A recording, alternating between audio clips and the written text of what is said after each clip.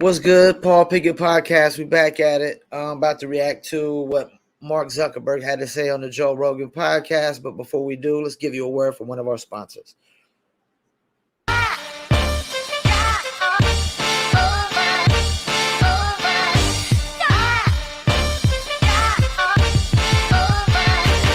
dizzle ain't no joke, got me addicted, ain't no coke. Let's just have a toast. Anybody want some smoke? Cause it's up, I be dizzled up. Catch me sipping with my double cup. Can't just have one, you gotta double up. You pour it, gotta watch it bubble up. I ain't gon' lie, I cannot get enough. What Callie said, I need another one. Gonna have you coming back for more, but go get it while it's hot. Before it be sold out in your stores. That dizzle.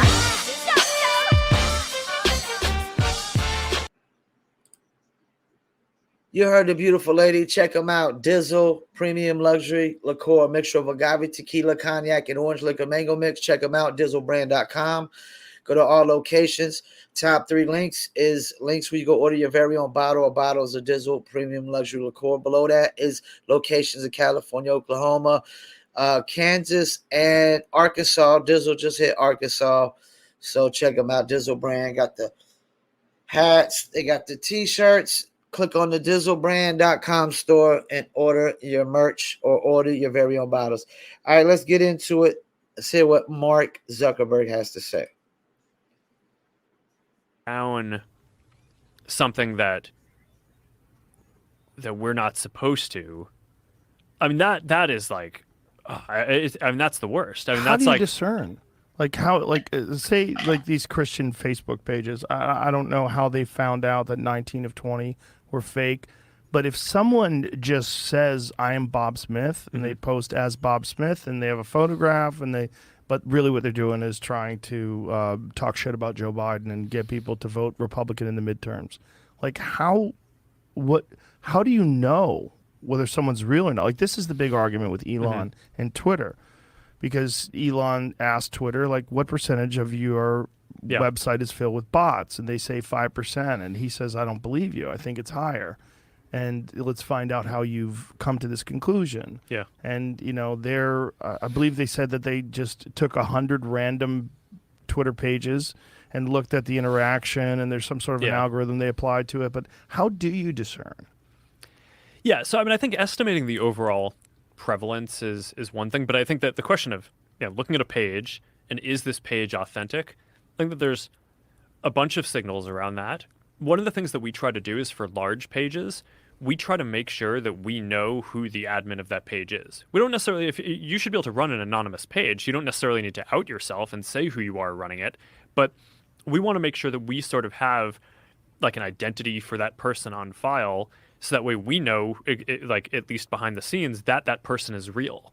For certain political things, I think having a sense of what country they're originating from. I mean, some of that you can do just by looking at where their server traffic comes from, like is the IP address coming from Romania, or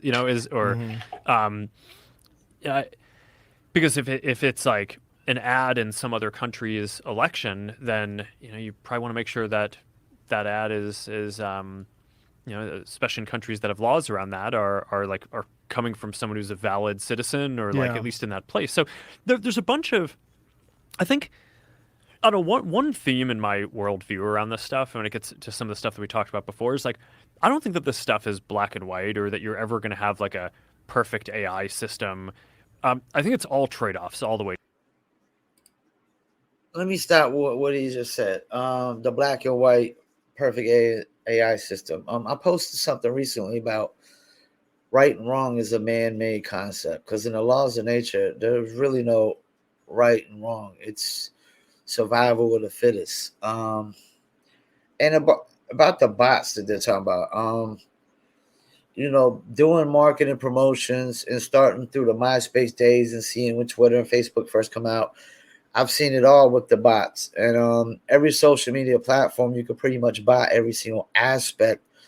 And there's a ton of bots out there. And we do know that a lot of celebrity accounts, especially in the early days, had a ton of bots, like majority of their followers were bots. I think that's what makes TikTok so great, is that you can't buy every aspect. Like the duet part of TikTok, there's no really bot in that, like an actual real person, dancing or doing the challenge to your song. There's no really bot in that aspect of it. You could bot likes, followers all day, but duets is a whole different thing, and I think that's the bot world is always going to be out there as long as there's a website that or a platform that has value and it's a free sign up site. Those are the sites that people are able to bot so much easier. Like that's why it's harder to bot. It's easy to bot like Spotify plays opposed to Apple Music or Amazon, because all those streaming platforms only have premium accounts, and it gets very expensive in the botting world when you got premium accounts. And in free accounts, you don't have to pay for it. They just create thousands and thousands and thousands of free accounts. But yeah, like I understand social media is worldwide, but from an American aspect, like American people posting to social media, the fact that we're blocking or canceling or censoring them, anything they had to say, that's a thought or opinion or view is really bogus, because it just totally says that freedom of speech is under attack more than ever. But let's go. Down. Right.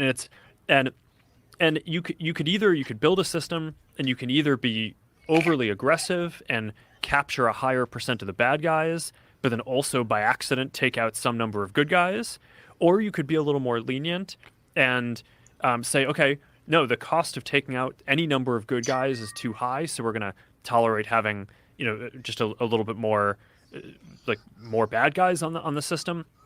These are values questions, right? Around what do you value more, and those are super tricky questions. And part of what I've struggled with around this is I didn't get into this to basically judge those things. I got into this to design technology that helps people connect, right? It's like, and like, I mean, you could probably tell when we spent the first hour talking about the metaverse and the future of basically building this whole technology roadmap to basically give people this realistic sense of presence. It's like, that's what I'm here to do, right? The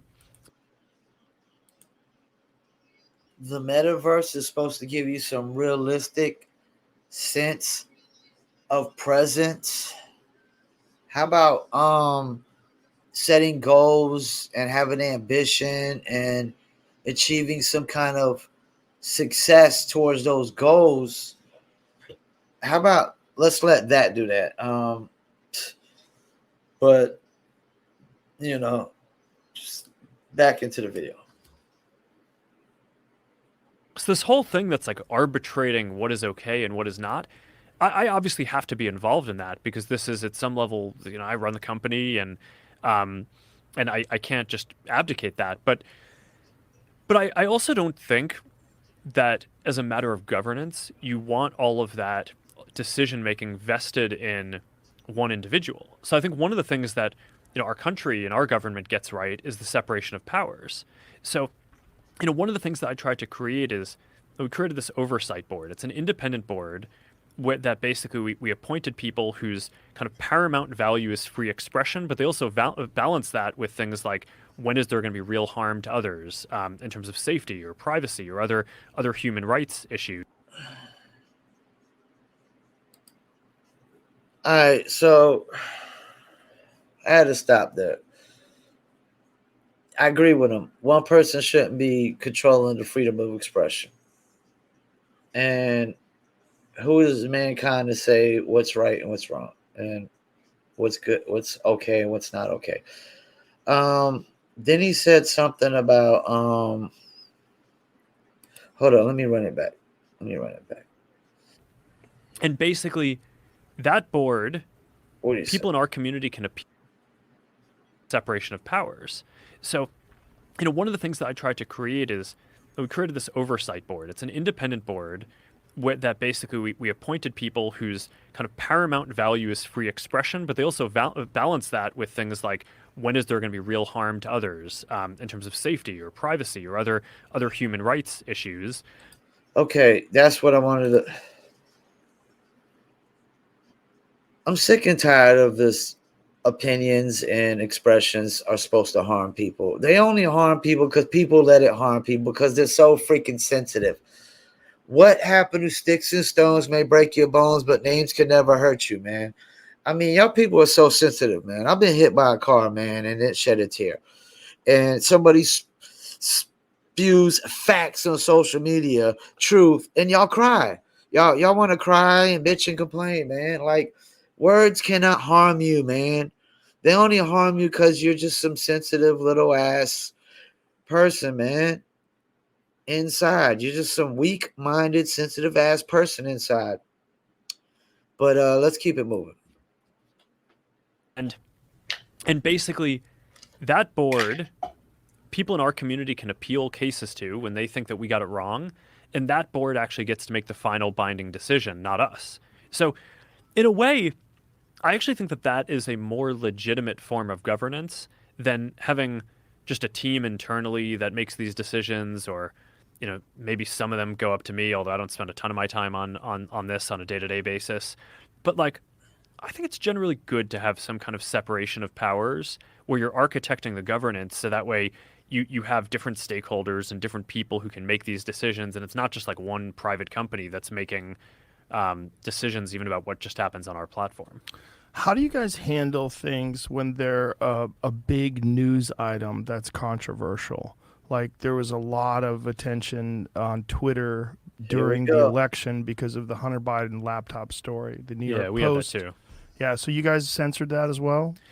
So we took a different path than Twitter. I mean, basically the background here is the FBI, I think, basically came to us, some folks on our team, and was like, hey, just so you know, like you should be on high alert. We thought that there was a lot of Russian propaganda in the 2016 election. We have it on notice that basically there's about to be some kind of dump of that's similar to that. Okay, so he says that's what we're really trying to get to right there. What he says right there. The FBI came to him and lied about lies. They basically said, well, there was Russian disinformation in 2016, which was lies. So they use lies to lie and suppress information, which is before an election, which is pretty much the very definition of rigging an election. Suppressing valuable information that could sway votes one way or another, So, yeah, let's get into that. All is different from Twitter's. What Twitter did is they said you can't share this at all. We didn't do that. What we do is we have, if something is reported to us as potentially misinformation, important misinformation, we also have this third-party fact-checking program because we don't want to be deciding what's true and false. And for I think it was 5 or 7 days when it was basically being determined whether it was false, the distribution on Facebook was decreased, but people were still allowed to share it. So you could still share it, you could still consume it. So when you say the distribution is decreased, it got shared. How does that work? It basically, the ranking in newsfeed was a little bit less. So fewer people saw it than would have otherwise. So it definitely. Okay, so basically the ranking was decreased. So basically it was suppressed, but not totally suppressed is all he's saying. We didn't fully suppress it like Twitter, which didn't allow you to share it at all. And we just decreased the ranking so it wouldn't be seen as much, which is still suppressing it so people can't see it and it can't sway them to vote one way or another. Oh man. I mean, there's a lot to unpack there. There's really a lot to unpack there. Then he talks about disinformation. Almost every person's opinion can be disinformation. That's the thing. It's funny how they only care about certain disinformation. If it's COVID disinformation, vaccine disinformation, election disinformation. If it's just random, like, I give this information about so and so went to the park, but they didn't. They don't care.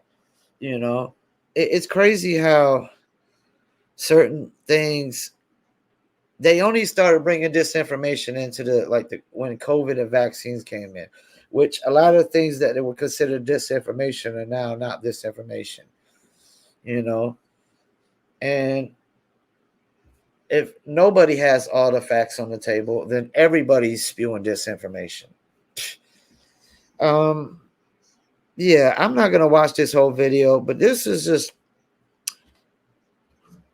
definitely proof and evidence that information was suppressed to rig an election.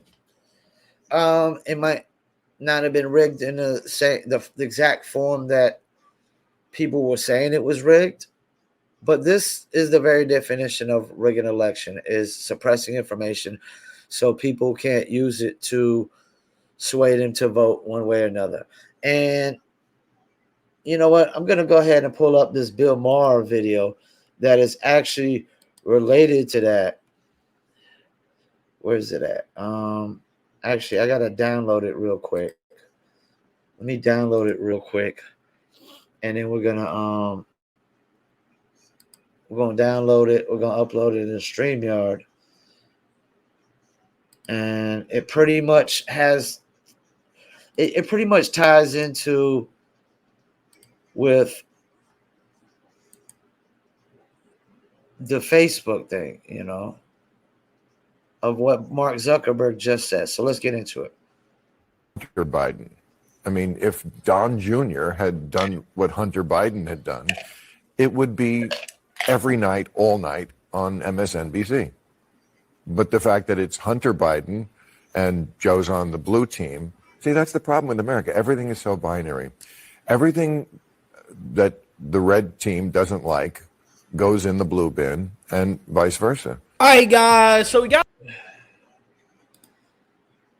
All right, so basically, you heard it from Bill Maher there.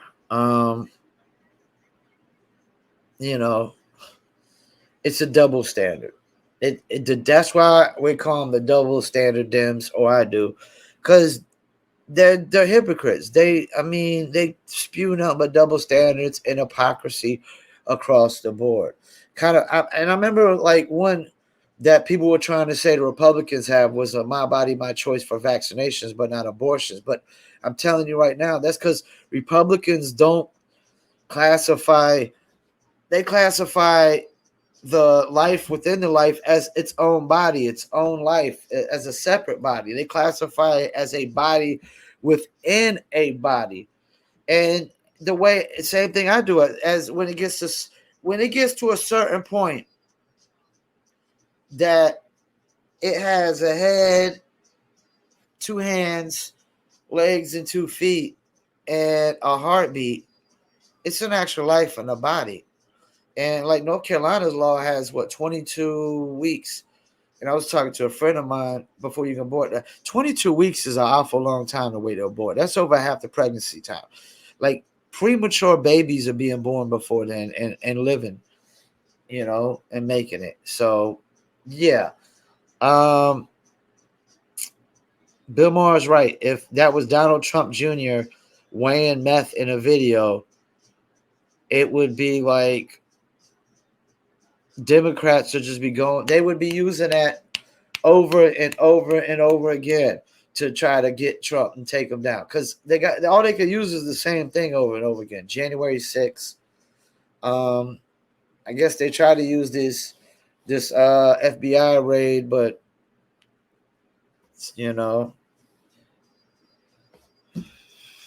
if he did something that was so criminal, why is he not locked up? They found anything that was incriminating, why is it not locked up? Because trust me, if they found anything that was incriminating, they would have locked him up, because that's what they're trying to do. They're trying to every tactic to try to stop Trump from running. And I think the more they do these things and fail and don't succeed, the more fuel they put on the fire. But let's hit you with a commercial, and we're gonna call it another episode.